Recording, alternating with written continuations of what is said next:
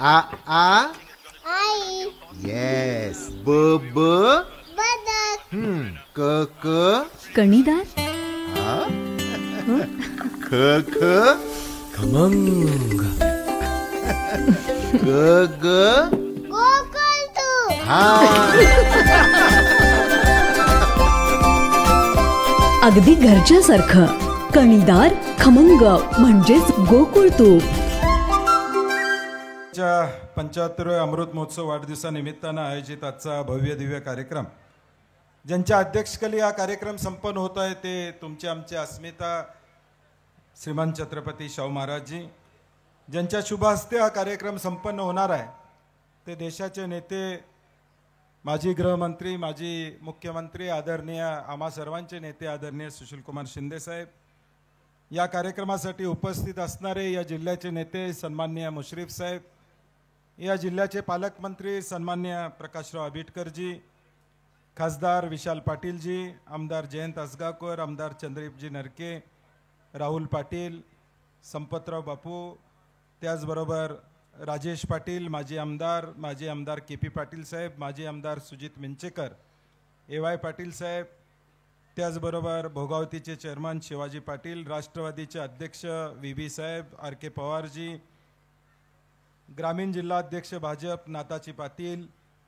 राष्ट्रवादीचे दुसरे अध्यक्ष बाबासाहेब पाटील आसुर्लेकर, विठ्ठलराव खोराटे साहेब, दिलीप पवार साहेब, डी जी भास्कर सो, त्याचबरोबर चेतन नरुटे सोलापूरवरून आमचे शहर अध्यक्ष आणि उमेदवार होते, त्याचबरोबर वैभव शिंदे सांगली, दिगंबर मेडशिंगे, अरुणरावजी डोंगळे आणि सर्वच गोकुळचं संचालक मंडळ आणि या गावचे सरपंच सचिन आणि त्यांचे सर्व सहकारी. डोंगळे साहेब म्हणले तसं आबाजींचा अमृत महोत्सव करावा अशी सर्वांची इच्छा होती, परंतु आबाजी तयार होत नव्हते. वय लपवायचं होतं का माहीत नव्हतं, परंतु आबाजी 75वी करायची का नाही करायची अशा मनस्थितीत होते. आणि शेवटी सगळेजण मला म्हणले साहेब तुम्हीच सांगा, कारण की इतकी वर्ष सहकारात काम करणारे कार्यकर्ता आणि त्यांचं कौतुक कुठंतरी झालं पाहिजे, त्यांचा कार्याचा आढावा हा समाजापुढे राहिला पाहिजे, या दृष्टीनं हा कार्यक्रम घ्यावा हा उद्देश प्रामुख्यानं होता. आणि त्या दृष्टीनं आदरणीय महाराजांना आम्ही आमंत्रित केलं आणि त्यांनी ताबडतोब होकार त्या ठिकाणी दिला. सोलापूरवरून ते फक्त या कार्यक्रमासाठी आलेले आहेत आणि आज रात्री परत गाडीचा प्रवास करून शिंदे साहेबांना पुण्याला पोचायचं आहे, कारण की उद्या सकाळी पुण्यात परत त्यांचा कार्यक्रम आहे. परंतु आम्हाला कोल्हापूरकर म्हणून आदरणीय शिंदे साहेबांचं मनापासून धन्यवाद द्यायचे आहेत की त्यांनी हा कार्यक्रम स्वीकारला.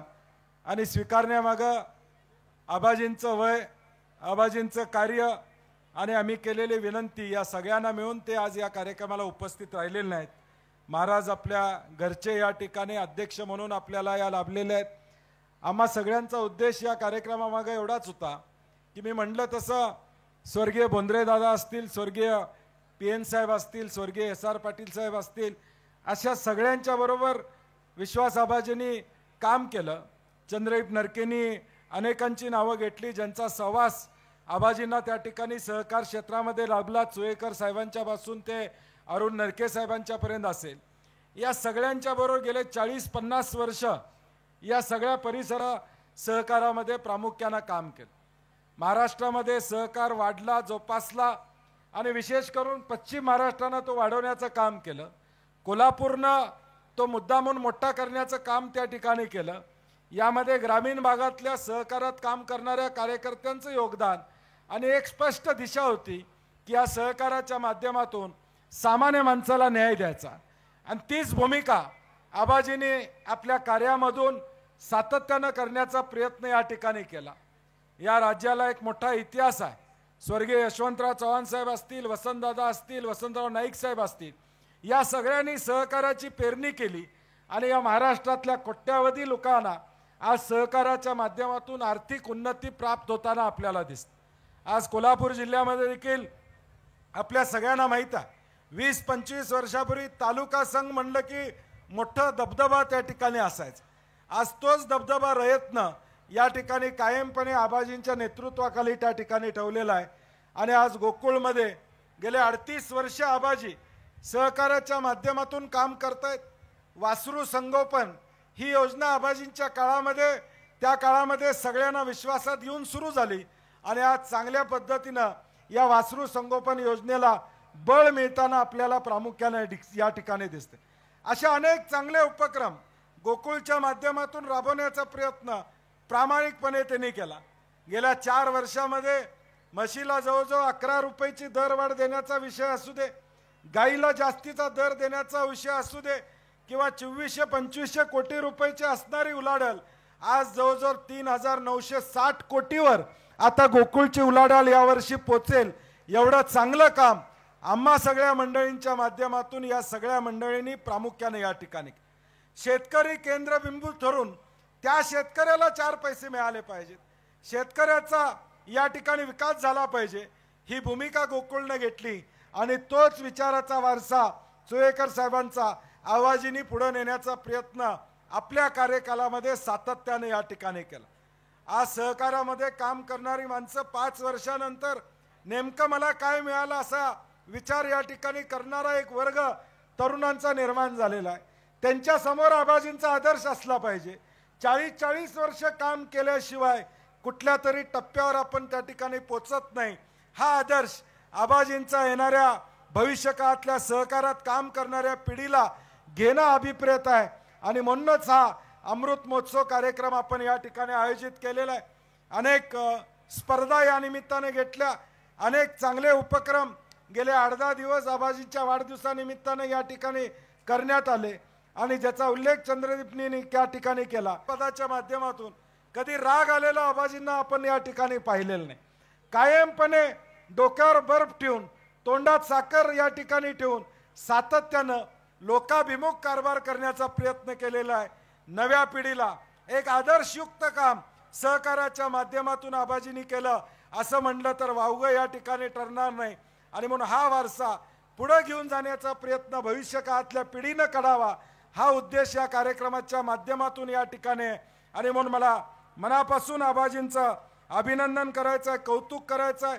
असंच त्यांचं आयुष्य सहकार्यासाठी भविष्यकाळात चांगल्या पद्धतीनं कार्यरत राहू. कारण की मी म्हटलं तसं आज राज्यामध्ये आम्ही सगळेजण फिरतो. ज्या राज्यामध्ये जिल्हा मध्यवर्ती बँका चांगल्या नाहीत त्या जिल्ह्याची परिस्थिती आम्ही उघड्या डोळ्यानं पाहिलेली आहे.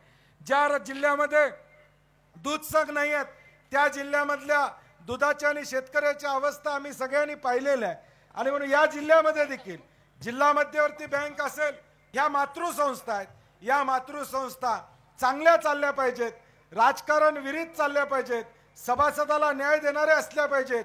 ही भूमिका घेऊन आम्ही सगळेजण सातत्यानं प्रयत्नशील या ठिकाणी राहतोय.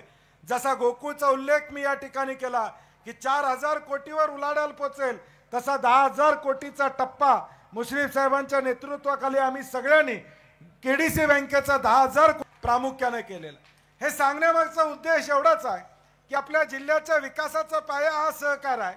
या सहकारातून आबाजींसारखं नेतृत्व निर्माण झालं. चोयेकर साहेबांसारखं नेतृत्व मुंबईमध्ये जागा घेण्याचं धाडस चोयेकर साहेबांनी त्यावेळी या ठिकाणी केलं. पवार साहेबांची मदत त्यावेळी त्या ठिकाणी झाली. हे सगळ्या माणसांनी या जिल्ह्याच्या विकासासाठी योगदान दिलेलं आहे. कदाचित भविष्य काळात त्यांचा स्मरण कायमपणे आपल्याला राहणार आहे. इतिहासात तर या मंडळींची नोंद होणारच आहे. कारण की माणूस असताना आपल्याला अनेक गोष्टी लक्षात येत नसतात आणि म्हणून आज 75च्या वाढदिवसाच्या निमित्तानं हा सगळा इतिहास आबाजींचा म्हणजे ज्याचा उल्लेख झाला पंचायत समितीच्या सदस्यापासून केलेलं काम, उपसरपंचापासून केलेलं काम हे लोकांच्या पुढे आलं पाहिजे आणि त्या पद्धतीनं दिशा आपल्याला मिळाली पाहिजे. हा प्रामुख्याने उद्देश या कार्यक्रमाचा आहे आणि म्हणून आज सगळीच मंडळी, दिग्गज मंडळी, सर्व पक्षीय हा कार्यक्रम या ठिकाणी सगळ्या पक्षाच्या लोकांशी ऋणानुबंध त्यांचे राहिलेले आहेत आणि आम्ही सगळ्यांना निमंत्रण दिलं. सगळेच या कार्यक्रमाला आले. पालकमंत्री आलेत, मुश्रीफ साहेब या ठिकाणी आले, सगळे आमदार महोदय आलेत, माजी आमदार या ठिकाणी आले. सगळ्यांचं पुन्हा एकदा मनापासून या ठिकाणी स्वागत करतो. आबाजींना दीर्घायुष्य लाभो अशी अंबाबाई चरणी प्रार्थना करतो आणि माझे 2 शब्द संपवतो. जय हिंद, जय महाराष्ट्र, जय सहकार.